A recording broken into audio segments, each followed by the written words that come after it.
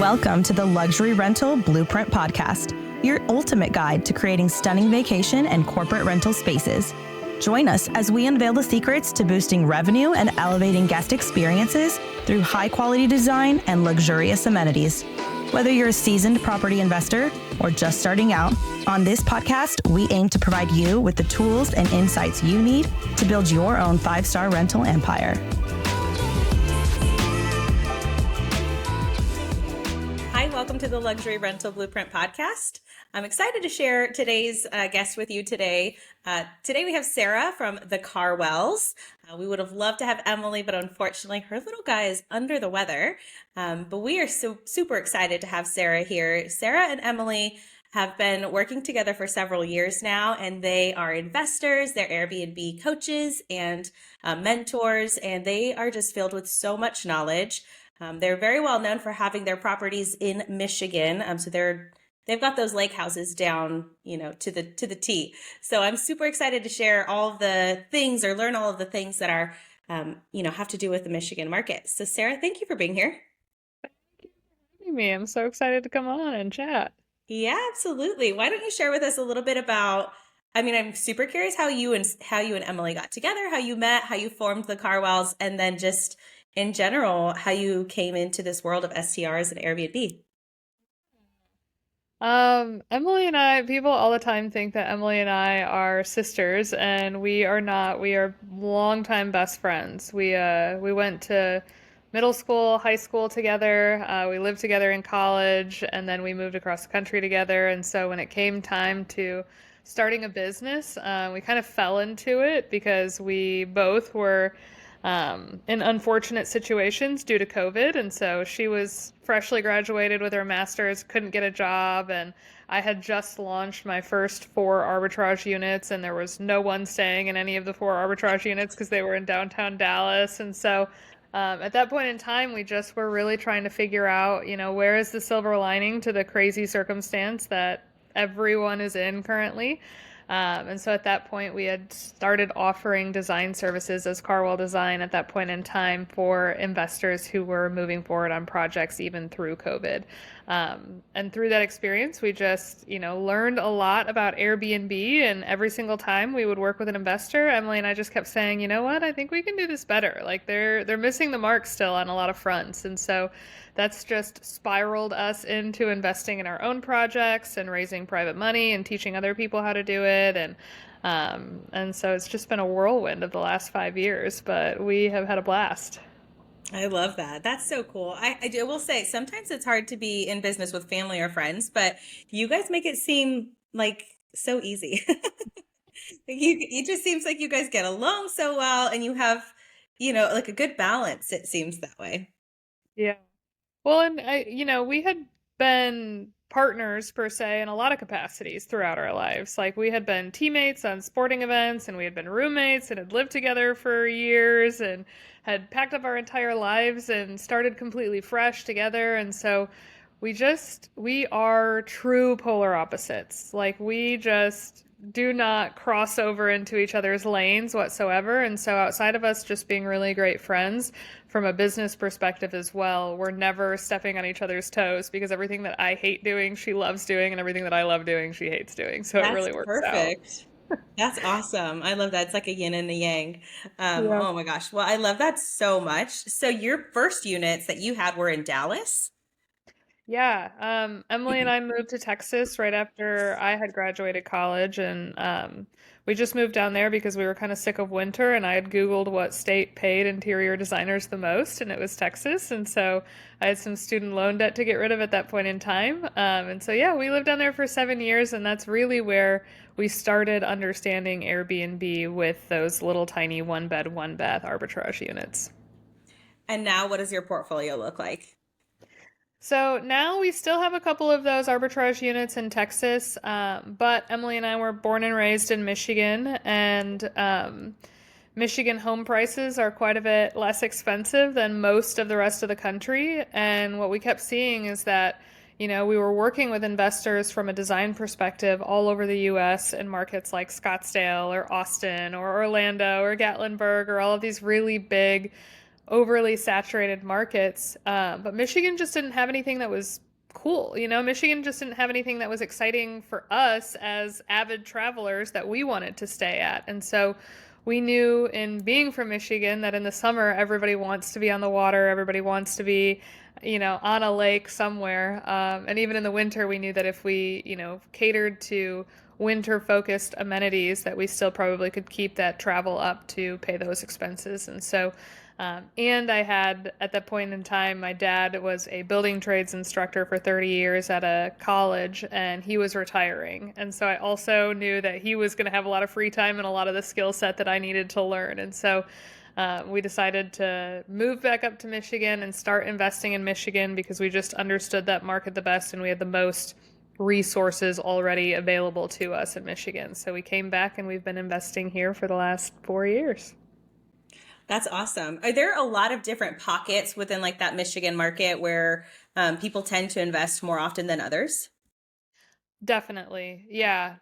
It's almost like, every state has an area that's like the Napa of that state. And, we do have our pocket tourist markets that do have a lot of saturation, but even in the markets that are saturated or have, more Airbnbs than other markets, it's still not the same level of competition that you'll get in a lot of these bigger, more saturated markets like Gatlinburg or Orlando. So really, we feel like you could enter into almost any market in Michigan, and if you are design and amenity focused and you really understand hospitality, you could be the top performer in almost any market in Michigan.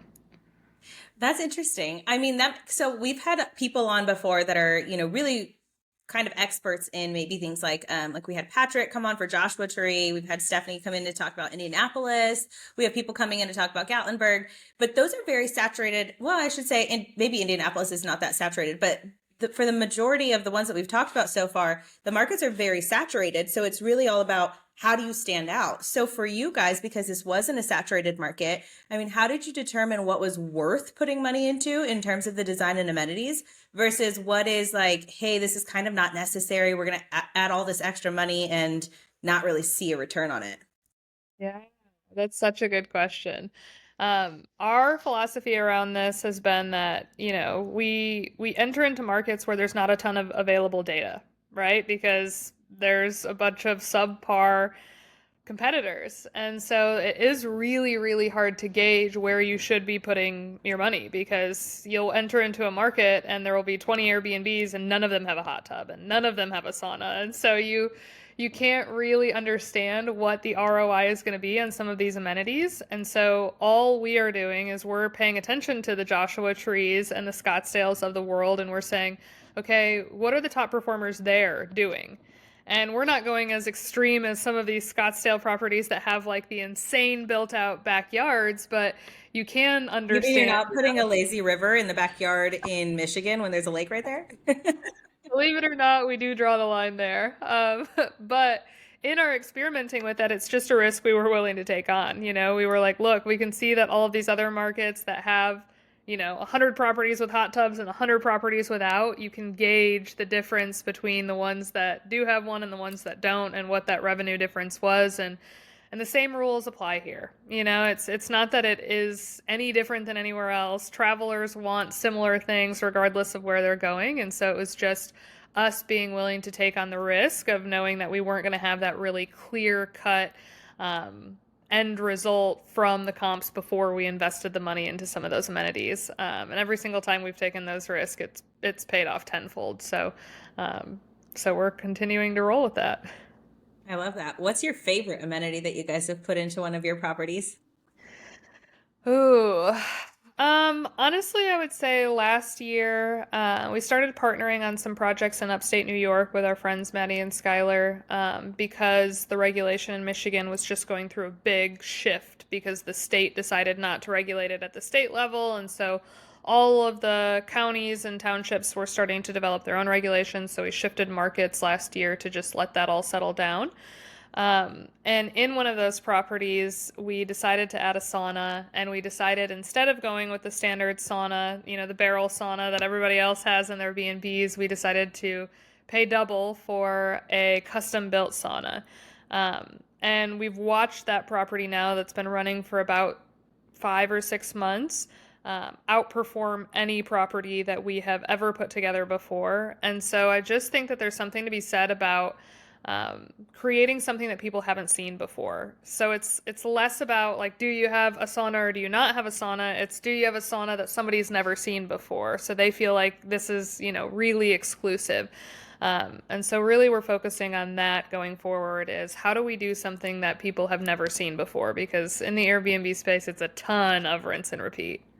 You're so right. It is. And I love that perspective of saying, like, hey, so these people have already done the sauna thing, or everybody, like, look at Gatlinburg. Everybody expects the hot tub and the sauna or the indoor pool areas, but it's how do you do that, but then make it different, make it a new experience so that it's not the same. If they have, if a potential guest has five saved listings, on their wish list, for this one trip or whatever it is, you have to be different for them to say, I want to book this property versus like all five of them have the hot tubs, all five of them have saunas. But like you say, if it's a custom sauna or if it's, a different type of hot tub than, what most other people are offering, then or you've made the view different or the landscaping different, then for sure I would think that guests would want to stay there.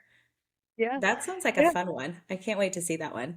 Yeah, Um, yeah. I what think it's just creativity really wins in this industry. It's like you have people who can understand what's working and what's not working, but if you can push that a little bit further and do something that's ultra unique that people haven't seen before, that is the unlock in this industry. So true. So how do you guys determine, I mean, do you have a specific way, like when you're looking at a new property, of saying these are the things that we want to invest in and this is how we're going to make them unique? Or is it just kind of a gut instinct, or how do you determine that? Well, we have experimented quite a bit. And it's really hard to come up with a clear-cut answer until you've gotten your reps in. So I think there has to be a willingness to try and fail quite a bit, before you get really clear on what works for you and what doesn't work for you. I think, we have done 20 to 50 B&Bs at this point, either for other investors or for ourselves or for our mentees. And one thing that we're really focused on right now is that wellness theme. And kind of our thought process around that wellness theme is, a lot of people target families, for example. Like multi-generational travel is really popular in the Airbnb space. But if you think about it, when you're targeting families, typically you have mom and dad who are paying for the entire reservation, and then all the kids are not contributors to the financial portion of that vacation. But with us really targeting this wellness theme, we're actually removing, like, say we have a 3-bed, 2-bath, we won't even try and fit 10 people in it. We'll just bring it down to 6 people. And we're really looking for that wealthy millennial who has a couple of friends, maybe before kids, because then you have 3 people who are willing to split the bill of something that's more luxurious than somebody who's only got mom and dad paying for it. I And love so that. we've just really honed in on that for this year. That's actually something that I talk about a lot. Number one, I'm really fascinated with and have spent a lot of time focusing on how to bring wellness into the space. Everything from like circadian rhythm lighting to the special types of window treatments or the lack thereof. Sometimes it's better to have no window treatments on the windows, again, for your circadian rhythm and things like that. And there are entire groups on Facebook that are dedicated to traveling when you have this kind of way of living. And it's kind of a smaller world within a world, where people communicate with each other, they talk to each other. You have influencers that specialize in that. So I think that that's just so smart. And I tell people all the time, you know, you have to figure out where you want to be, like how much money do you want to make on this property, so to speak, and then who can afford to pay that? Because sometimes when we want to just, cram all the heads in beds, it's like you say, you're talking about, even if it's a larger home, you're talking about they would need to, your families or your guests are going to need to have 2 to 3 families splitting the bill because maybe they can't afford what you want to make, but who can afford that? It could be one really wealthy family or whatever the case may be. And then what's their standard of living and how can you beat that a little bit? How can you make things interesting for them? Because they've seen the saunas, they've seen the hot tubs, they've seen, wallpaper with leaves all over it. Like they've already seen it. So how do you make it unique for them? I think That's my favorite way to kind of approach a project. So I love that you guys are considering that and focusing on that. I really want to see what you guys do with that.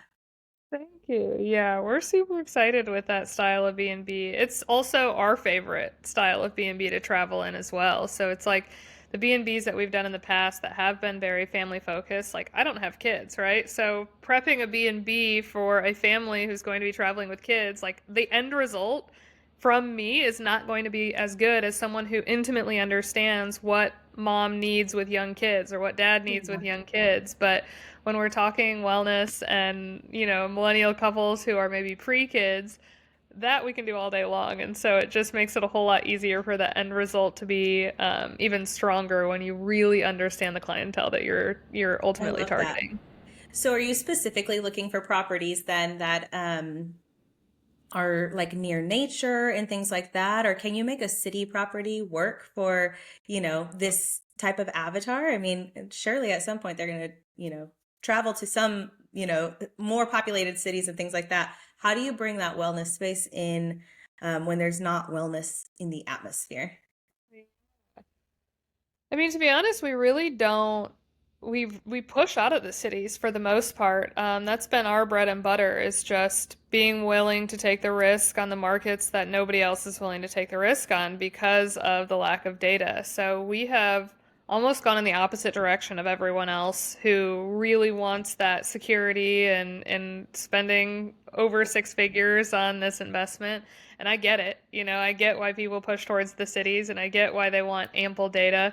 But we're just the opposite. And what we've found is, our target markets right now are upstate New York and middle of nowhere Michigan. And it's because both markets, you still get a ton of that city traffic from Chicago, from Boston, from New York City. And as long as it's within about 3 hours radius of those huge metroplexes and you are providing those creature comforts that people want, where they don't have to give up their routine just to travel, that's really been where our secret sauce is just not even paying attention to the cities at all and finding these like really exclusive, private um, getaways that are in off the beaten path markets that nobody's heard of before. I love that. In that, do you get any properties or have you had any properties that maybe are like down a dirt road or they're harder to access? I mean, how do you work around that? Yeah. We always make a joke that we never buy a property that's not on a gravel road. Because they're just so far out there. But with that being said, it's like we have yet to purchase a property where the roads aren't maintained and where people aren't living there full time. And it does require us to have, better communication with our boots on the ground teams, and it requires us to develop better relationships with the people who are working, from a day-to-day or week-to-week basis in these properties because they're fewer and further to come by because you're not in a city, so it's not a dime a True. dozen for cleaners and maintenance spend. But the people who live out there who are maintaining these properties understand how to deal with all of that stuff. They understand how to, remove docks and plow snow and salt the driveway and all of the other oddities that come with just being out in the middle of nowhere. Right, because I wouldn't know how to do that. I mean, I wouldn't even know what does it require. I live in Southern California and I don't live in the mountain communities in Southern California. So I would have no idea. I would have to rely, on those boots on the ground team. Do you, with your teams that you have in these areas or, for these different properties, how do you kind of ensure that they stay with you? Because I've heard in a lot of these areas, it can be hard to, rely on them. A lot of times in some of these markets, it's very like, well, I don't really feel like going in today. So like I don't go in today because a lot of these people don't have, 9 to 5s that require them to have a set schedule. So there's a different mentality in their lifestyle. But how have you kind of worked around that to make sure that you don't lose the people that are really good to you? Um, it's so funny because from property to property, it just changes so vastly on how much Love it. turnover we have with cleaners and maintenance men. We have some properties where the first cleaner I met when I was still installing the property is still our cleaner to this day. Wow. Um, and then we have some that, we've had just constant turnover and have a really hard time keeping cleaners. And I haven't figured out what the underlying thing is that determines whether they stay or whether they go. But when you do find a good one, it's not like jobs are a dime a dozen out in the middle of nowhere either. So even though in the cities maybe cleaners are a dime a dozen, they also have ample work. And so they Yes. don't care if they get fired either. Whereas a lot of these smaller town cleaners, this is the most ideal schedule in the world for them because they don't have a boss that's breathing down their neck. They get to be very routine in their work. They're left alone. They can talk on the phone the entire time if they want while they're cleaning these properties. And so I think really, we try and double down on the relationship with the cleaner and the maintenance men because we want them to stick around. We know that we are going to need them to do more than the average cleaner because we're going to have them restocking and plowing and mowing the lawn, just it's all encompassing for our cleaners up there. Even maintaining hot tubs, there is no professional hot tub company out in these markets. You So have to true. train your cleaners on them. So you really want your cleaners to like you, and we've just had to learn to really slow down that training process to make sure that the proper expectations are set and that they're incentivized to keep working with us. That makes sense. That does. I imagine that it can be frustrating when you have a lot of turnover. How do you find the people? I mean, are you using things like turnout? Is it even well established in these smaller markets? Oh gosh, no. Yeah, I Um, didn't think so. no. We get on Turno, and every now and then Turno will have a cleaner recommendation. But honestly, my personal No preference, results found in your area. literally, my personal preference though is I don't really like hiring cleaners who come with Airbnb cleaning experience because it comes with this standard that they're used to, and especially in the markets that we're in, the standard that they're used to is lower than the standard that I want my properties to perform at because ours are exponentially better than all of our competition that looks like grandma and grandpa's house. And so Very true. typically what we do is we plug into local Facebook groups Mm. and we will just search to see if anyone has requested a home cleaner, and 10 times out of 10, somebody has made a post in that Facebook group at some point in time asking for a cleaner. And so I'll just get into the comments and see the 20 people that responded, and I just start getting on the phone. And then we meet them out at the property and we train them on site so that they have a relationship with us and we can set that expectation and start with a clean slate. That's awesome. That's really cool. Yeah, that's what I figure you would have to do in a small market. It's like you got to go to the locals. You got to start asking around. Hey, go to the shop in town and say like, who cleans your house? I imagine. I mean, at that point, they're probably a little friendlier and more willing to share with somebody who they've never met before. But Yep. um, but it is interesting to have to think about. You don't really think about it until you're in that situation. You're like, hey, we got to find some boots on the ground here, some teamwork. So it makes sense. What, so let's kind of back up a little bit because I do want to go back to the amenities when we were talking about, like Michigan and things of that nature. It's a very seasonal market, I would assume. Do you get any bookings during the winter? Or is it pretty much all like summer into fall? Yeah, great question. Our revenue, if you look at our total revenue for the year, 50% of our revenue comes from just June, July, and August.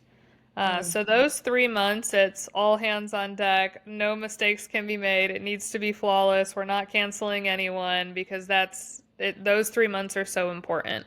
And then the rest of the other 9 months of the year is the other 50%. But with that being said, there has not ever been a single month in any of our properties where we haven't made profit. mm. So we're not pulling from that summer profit to pay the mortgage in the winter at all. The profit is just vastly different in the summer than it is in the winter, but especially in focusing on amenities like hot tubs and saunas and things like that, we just try and really cater to our amenities specifically to the winter clientele because the lake itself is the amenity in the summer. So we don't need to really build out summer amenities. We need to really pay attention to the winter amenities. See, that makes sense. That kind of answers my question. I mean, that's why I should say, the question that I was thinking in my head, I don't think I even said it out loud. The question I was thinking in my head was going to be, how do you feel those winter months? And do you think that the fact that you're designing it and amenitizing it the way that you are, is that correlated with why you're booked in the winter versus why probably the majority of the others aren't really booked.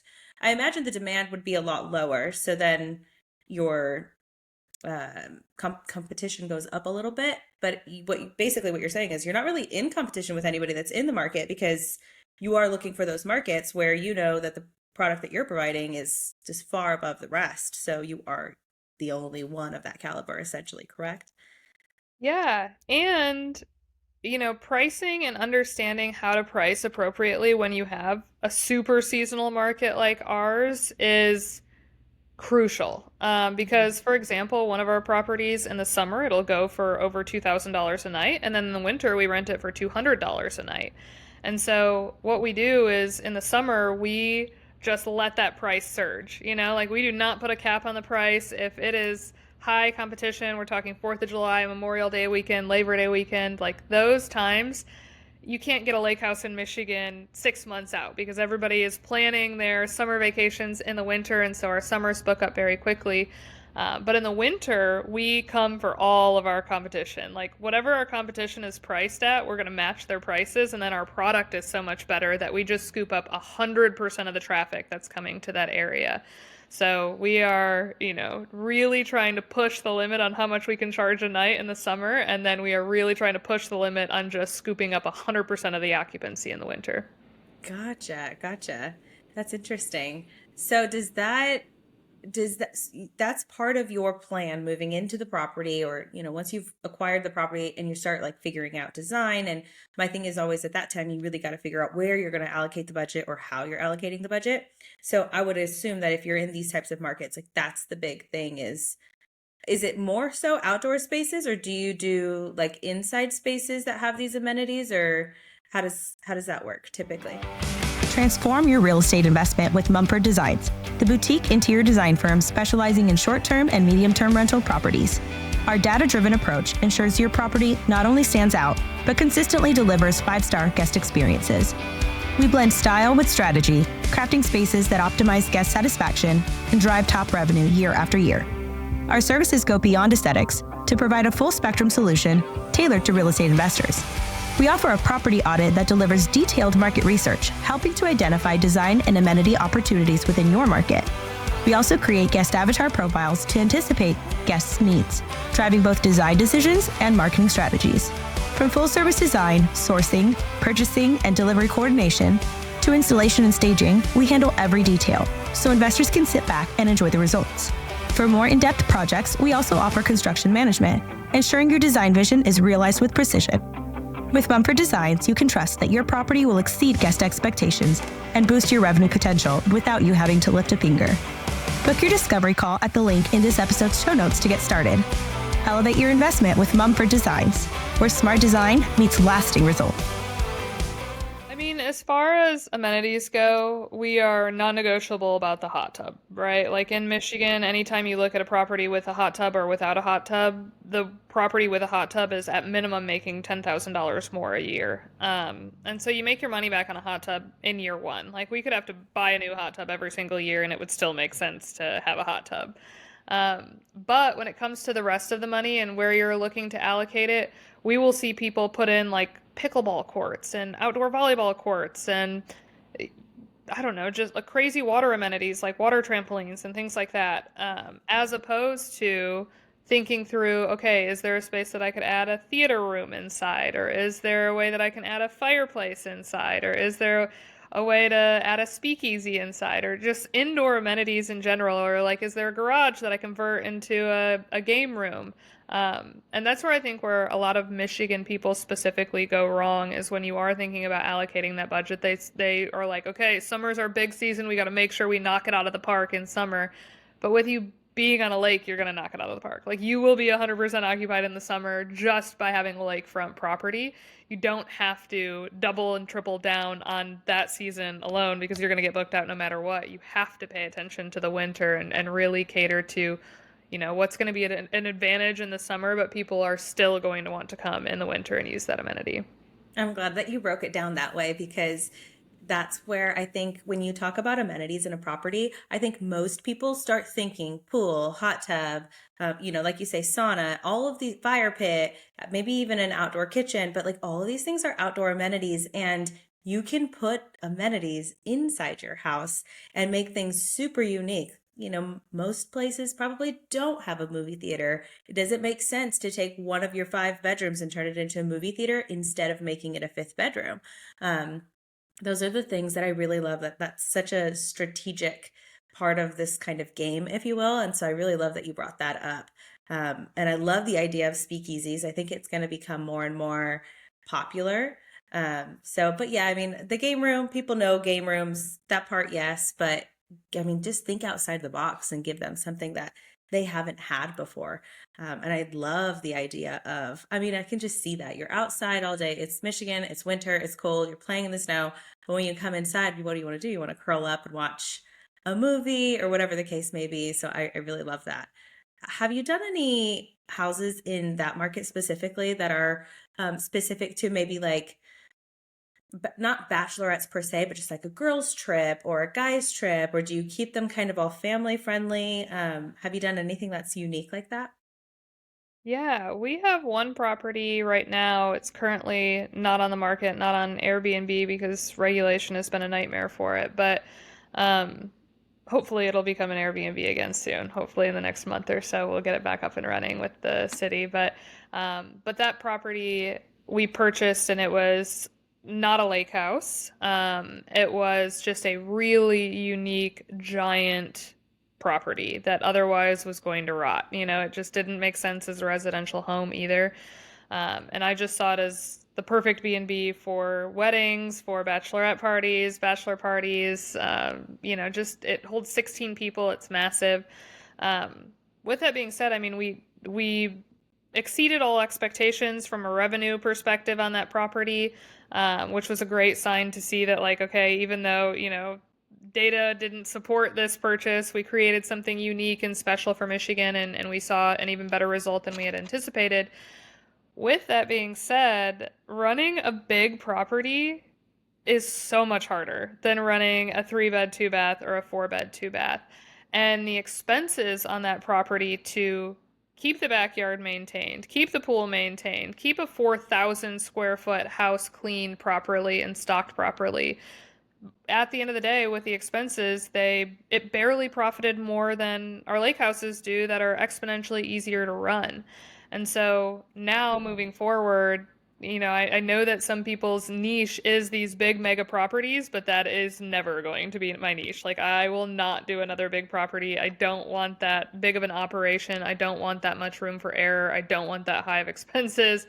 It's just 3x the coordination for the same amount of profit, and I'm like, no, thank you. I don't want to do that again. Yeah. Well, and then when it's a big property, like when it's that big, you have to, and you're sleeping 16 people, it's a lot of beds to wash, a lot of laundry to launder. So you have to have a team of at least three cleaners to turn over same day, or else you Yep. can't even offer same day turnovers, I would imagine. So then you're paying that team an arm and a leg for all the cleanings, I would guess. Yep. So yeah, I can't imagine that would be much more difficult. And yeah, you wouldn't have as high of a profit margin, right? So it makes sense. Was it fun though to have to design something that was more unique to like these larger stays? Yeah. I mean, the designing portion was the best portion of it, like I was in that house this week. And even walking through the house now, I'm like, wow, I love the house itself just as much as the day that I first walked into it. And I love that I got to design it, and I love the end result of it, and I love the memories that people were able to make in it. But from like on the back end of it, the design and the bringing the product to life is my favorite part. The operations is the part that I want to hand off to somebody else the second I'm done. Exactly. And that's the property that just kept pulling me back into it. It's like what could go wrong did go wrong. And so very quickly I was like, okay, the fun part's over, and now I'm stuck with this very lengthy hosting part that is so much more of a monster than any of our lake houses. Like the lake you don't have to maintain, but the pool you do. It's Very just true. Yeah.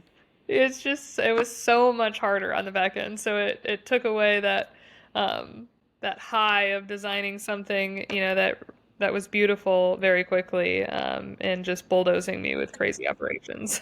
At what point do you feel like you like, at what point do you look at it and say like, okay, it's not serving me? Like it's not, like it's more hassle than it's worth kind of thing. I mean, is that something that you guys have had to deal with on any of your other properties?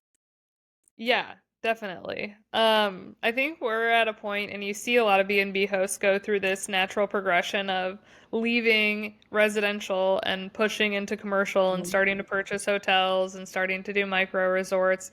And we're just at that point as well. I love B&Bs. I've loved investing in real estate in this way. I still love B&Bs. Like I would, I'm bringing them to life for investors currently. But when we're talking my own portfolio now, I definitely understand the flaw of having your operations spread all over the state in vastly different markets with a whole new set of team, or a whole new set of individuals that make up your team in every single market. And so yeah, I mean, we have hit that brick wall of just capacity and understanding how much like more difficult it is to grow something that's not centralized. So I think in the very near future, we'll shift into a different model where we are going to push into micro resorts and hotels, because we're doing the exact same thing right now. It's just we don't have the same access to forced appreciation. We don't have the same centralized operations. So yeah, we're shifting into something new, which is it's great to be at that point, but there are flaws to the B&B game once you start scaling. It makes sense. I mean, yes, when it's two or three properties, if they're in different markets, it's I mean, it's expected like, okay, yes, I have to have. But when you're so close, you're in Michigan and you're in three, four different markets in Michigan, you still have to have three, four different teams because the properties are that far apart. And they're, more, I don't want to say rural, but they're just a little bit harder to access. So I imagine that you can't have one team hit two to three houses in once. So you're going to have separate teams at that point.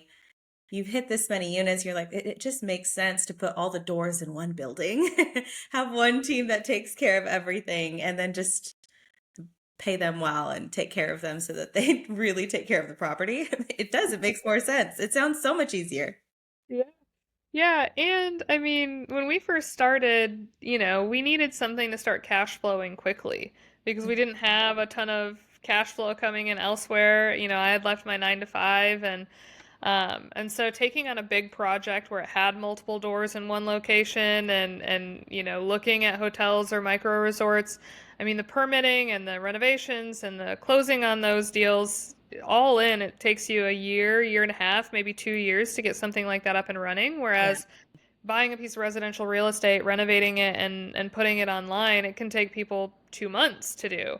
And then they're Right. cash flowing. And so we're just now finally at that point where we can think about, okay, how do we want to build this out for 5 years as opposed to like, how do we scramble and make money in the next 6 months? So it's just a different mentality now. That's so true. That's a good perspective too. Well, that's just the difference, right? It's like it's the starting versus you get to the point where you're building out, and now you can start looking 5 years, 10 years down the road, and a 2 year project is not nearly as scary. When you think about 2 year projects, for me, I'm thinking like, okay, that's a lot of money for a long time. So we're going to be negative, negative, negative for a while. But I mean, once it's complete, you're going to be making more money. So, especially if it's done in the right way. But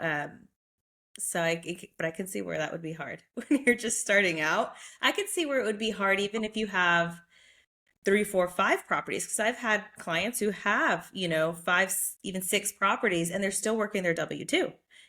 So they're not even at that point ready to consider what it would be like to take on a 2 year project. So I can definitely see that. You guys have been doing this what since 2020, or you've been doing it longer, I think, right?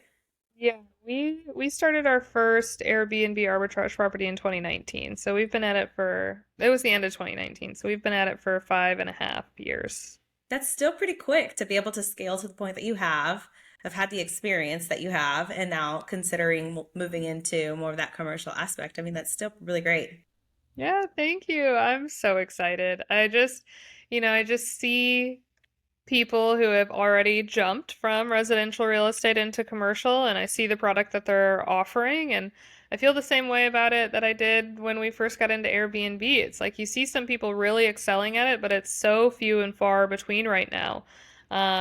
that there's just a lot of room to excel in that industry. And so I feel like it's kind of a right time, right place. Like we have the right skill sets to be able to leap before micro resorts and boutique hotels really explode. So I'm super excited to start exploring that side of real estate.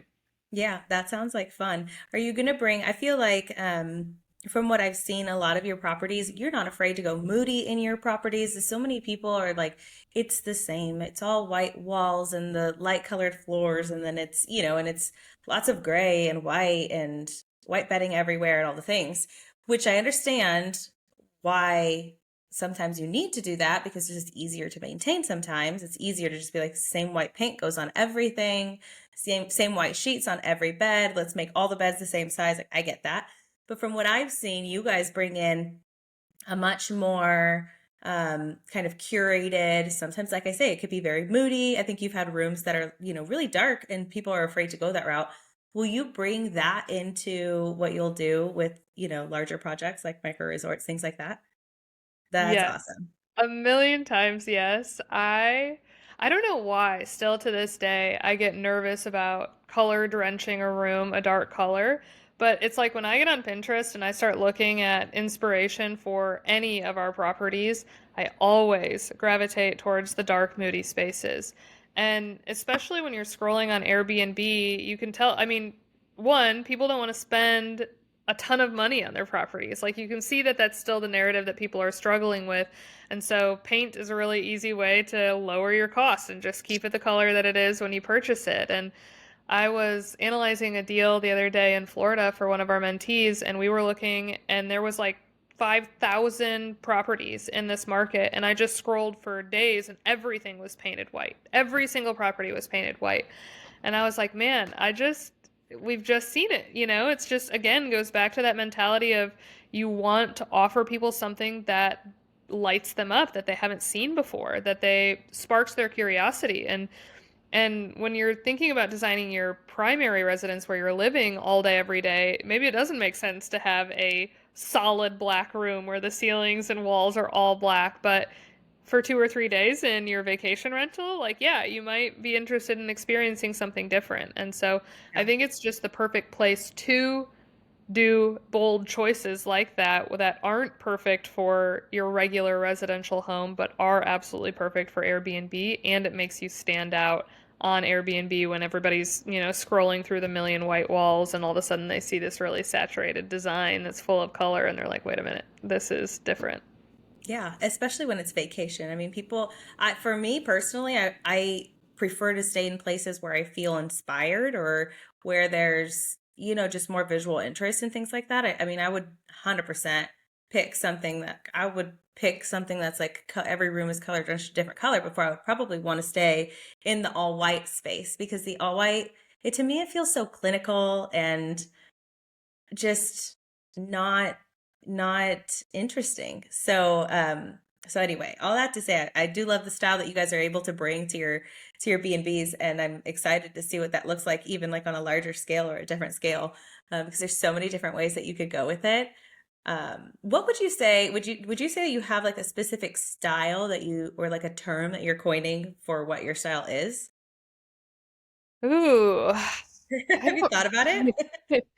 Well, I'm currently working on two designs for two projects that we are working on with investors currently, and I'm just starting to see a little bit of overlap in my designs. And the last design that I brought to life, it was like kind of a vintage camp style design where, but it was very like family targeted. It was the only B&B that I've ever done that was like specifically for families because it already had a playground in the back of the Oh, house wow. with a slide, and and it lent itself perfectly to families. But even in the designs that I'm working on now, I think that I'm really just trying to offer a very cozy, elevated, kind of dark academia style without Mm, it being okay. uncomfortable because I don't want people to feel like it's a museum. I want it to be a really comfortable space, but I'm like, no white walls.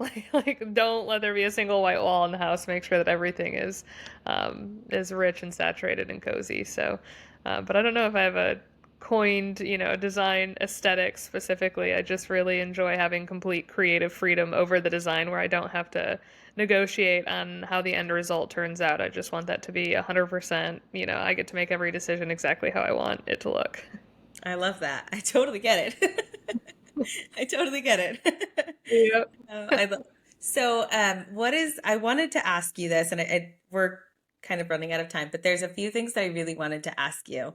Um, Number one, what's the most wild amenity or, thing that you've put into an Airbnb?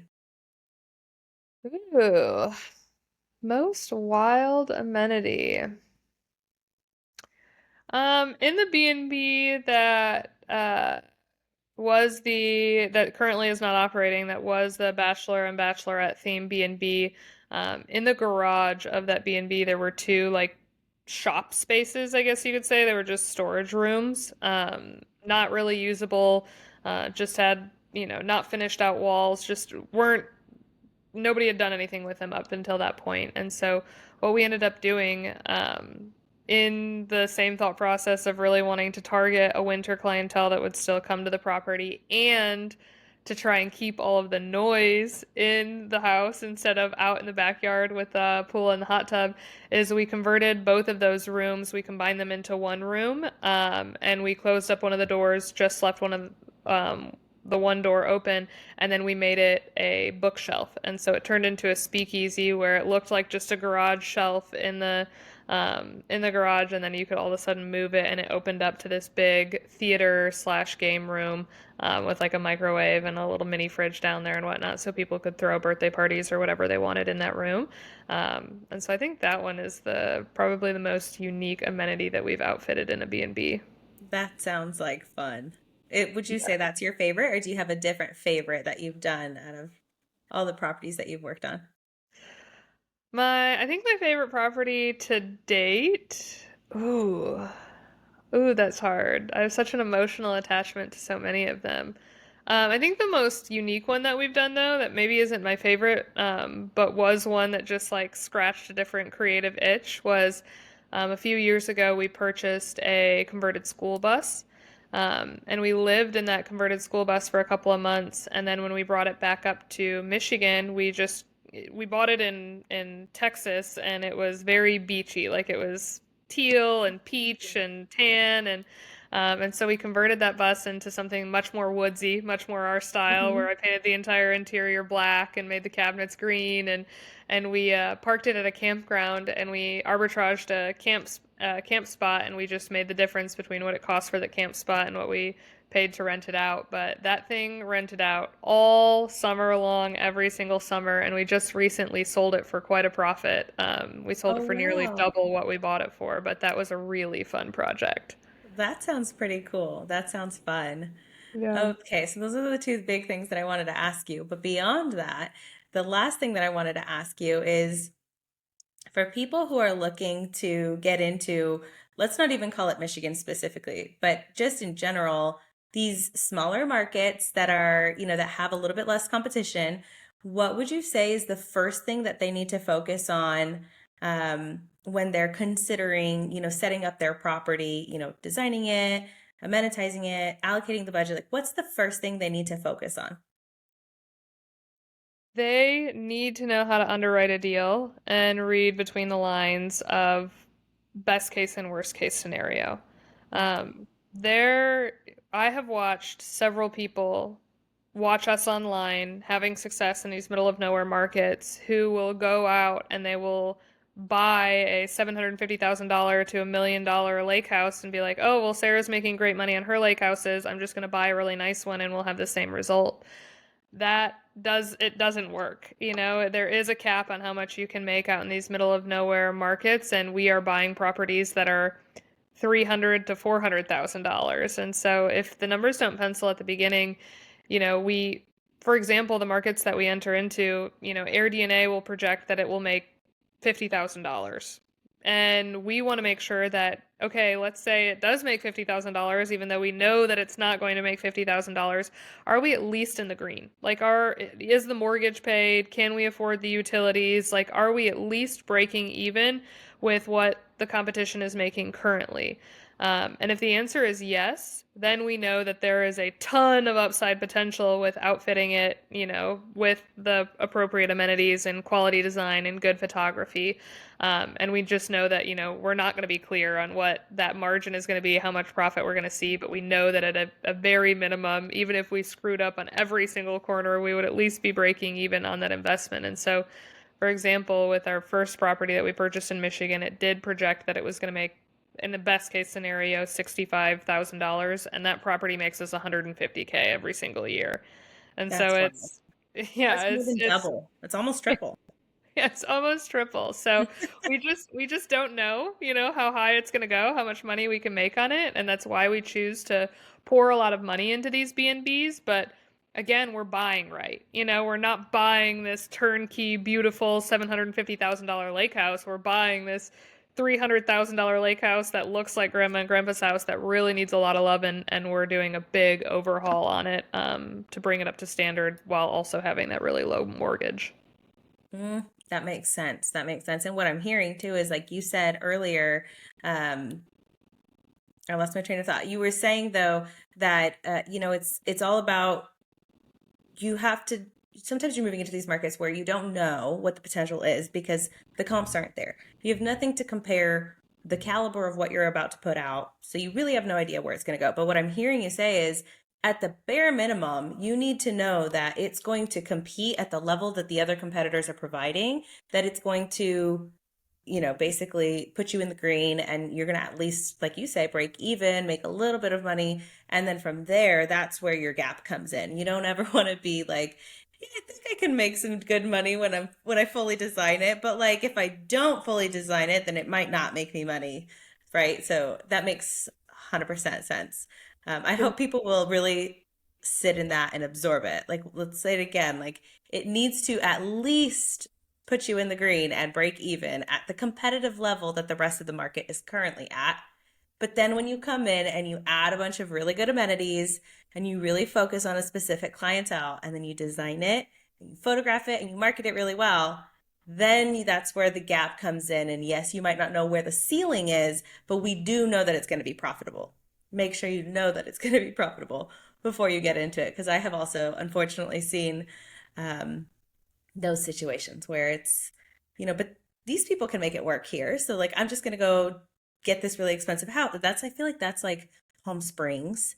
Everybody's like, well, everybody's making money in Palm Springs, so I'm just going to go buy this house. And like, well, you just spent $1 million, and like, most of these properties are only making, $60 to $100,000 a year. It's going to take a lot if you want to make a couple $100,000 a year, and you just got a really expensive house. So we would have to dump so much more money into it, or they'll spend all of their money acquiring the property, and then they don't leave the room for that big